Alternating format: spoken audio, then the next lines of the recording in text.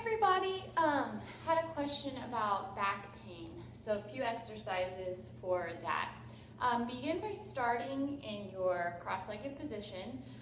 Move the fleshy part so you feel those sit bones into your mat or into the floor. Hands to your hips, and then just begin to rock those hips forward and back. So a lot of times whenever we do this, we'll find our range of motion. And then lengthen up the spine as you tilt the hips forward. Feel like that string is drawing you all the way up. Do a few shoulder rolls to work out any tension. And then allow those shoulder blades to draw down the back towards your hips. So to create a lot of space in the cervical spine here.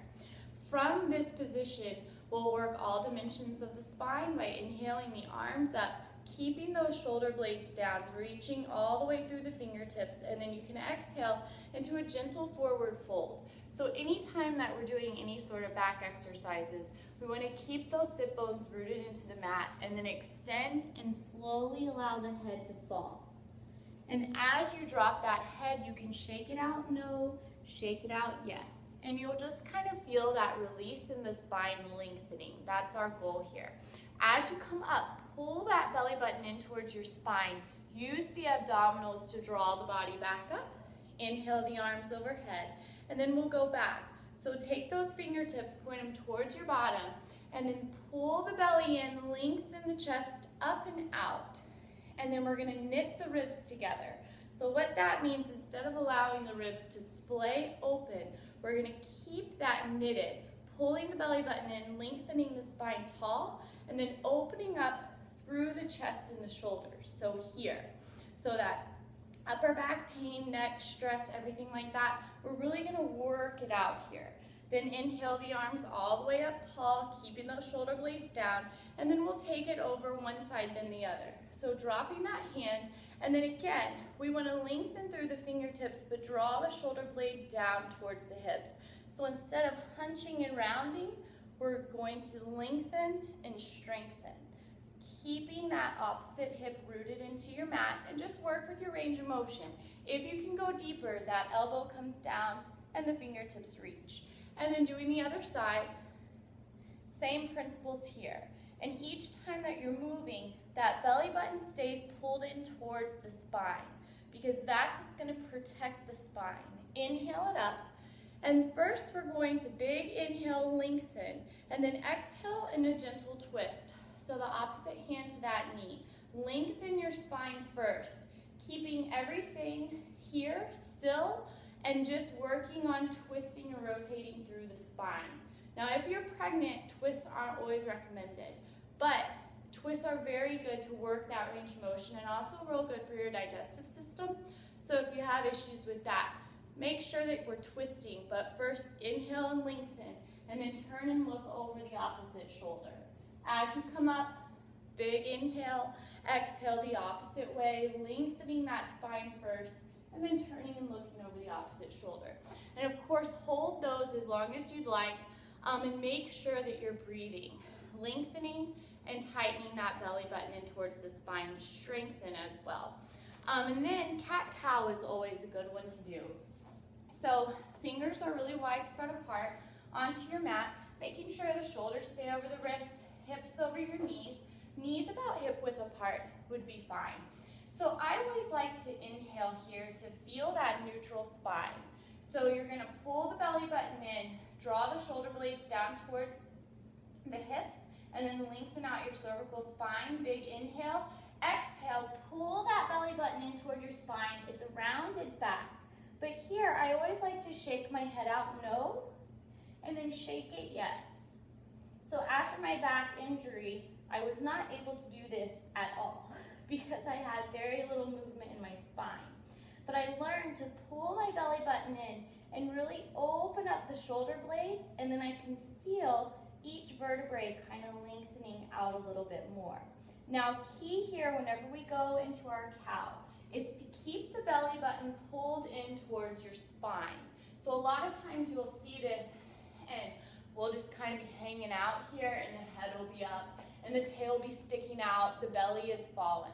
So that actually puts a lot of pressure in the low back. So what we want to do or try is to pull that belly button in towards the spine and then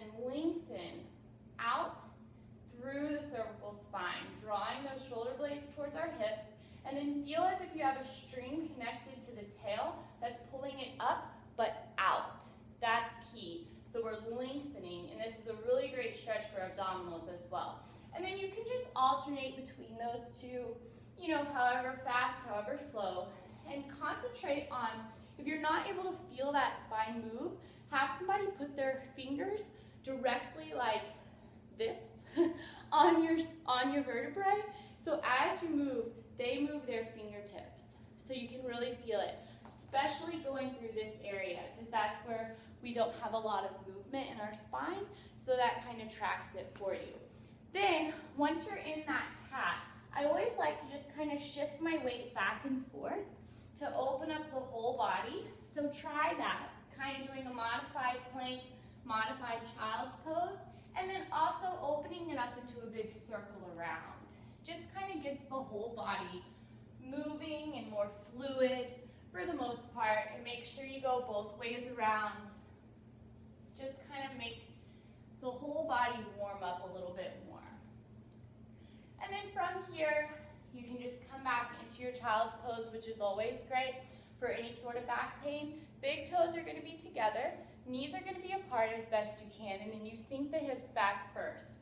If you need to place a block here, feel free. If you need to place a block here, feel free. But then we're going to lengthen out through the spine. Keep those hips sinking back, and this is going to be more active. So pull that belly button in towards the spine, and then allow your forehead to come onto the mat. You can stay here for as long as you'd like. Allow those hips to open. Kind of wiggle it back and forth if you need to. And then also, I always enjoy taking my hands to one side and feeling that stretch, making sure that that hip over there stays put. So it's not like we're going to go here and say, oh my gosh, I have a great range of motion. We're going to stay here and find that range of motion. And then again, opposite way as well. For back, those are just a few stretches that you can include every day, watching TV, before, after your workouts. And if you have a pull-up bar, that's my favorite thing to do, is just hang. So I will grab my pull-up bar here. It kind of works your arm strength as well, and it's great, but you can literally feel that spine lengthening out. Also, last thing for today is coming into your yoga squat. So your yoga squat, you can start standing. Feet can be really however far apart you need. Some people can be really, really narrow with this, but it's really due to their ankle flexion, and all of us are different here. Main thing is to keep the foot flat on the ground, elbows in towards that inner knee area. Lengthen up the spine, hands into prayer. And same thing here, we're pulling that belly button in and we're drawing the shoulder blades towards our hips. And so this is going to restabilize that SI joint. Lots of information, and I can tell you more about restabilizing that SI joint if anybody is interested, or if you have any other questions. And I'll also talk to you about how to strengthen the core and the back in some ways soon. Okay, have a great day. Tell them bye, Lily.